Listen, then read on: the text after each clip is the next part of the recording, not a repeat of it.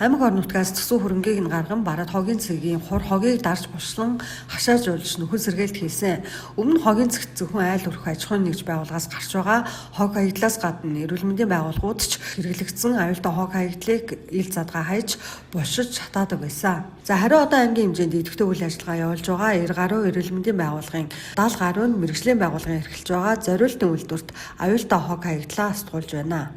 Эрүүл мэндийн байгууллагын хог хаягдлыг зөвхөн шатаах зухаар бүх хог хаягдлыг устгах боломжгүй учраас цогцоор нь явуулъя гэдэг саналыг одоо дархан суманд тавиад тэгээд хөрөнгө оруулалтуудыг компани зүгээс хийгээд одоо нэмэлтээр барилга байгууламж, тоон төхөөрөмж, хүн хүч, техник хэрэгсэл компани зүгээс хөрөнгө оруулалт хийгээд тэгээд одоо ерөнхийдөө эрүүл мэндийн байгууллагаас гарч байгаа аюултай эрсдэлтэй хог хаягдлыг устгах үйлдвэр маань сайдын тушаалын дагуу яг 100 устгагдах процесс нь бүрэн болчихж байгаа. Тэгээд барилга байгууламж одоо 8 сарын 1-ээс ерөнхийдөө ажил дуусаад үйл ажиллагаа яваад ингээд эхлэе явж байна.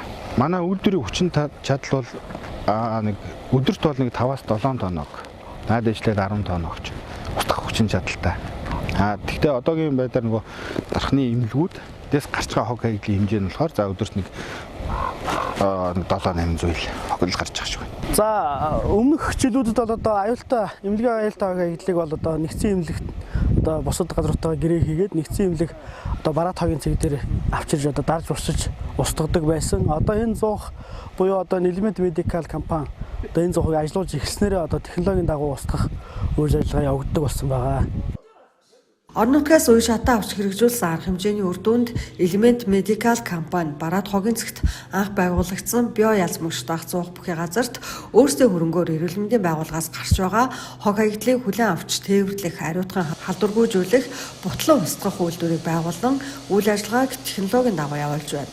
Амин засаг дарга болон албаны хүмүүс өнөөдөр тус үйлдвэрийн үйл ажиллагаатай газар дээр нь танилцсан юм а. За албан ёсны эрхтэй компанид үйл ажиллагаа явуулаад сар гаруй хугацаа өнгөрч байна. За цаашид байгаль орчинд нөлөөлөх байдлын үнэлгээ хийлгэх, аюултай хог хаягдлын журмыг боловсруулж, аймгийн иргэдийн төлөөлөгч дурлалаар батлуулах зэрэг тулгамдсан асуудлуудаа шийдвэрлэхээр төлөвлөн ажиллаж байна.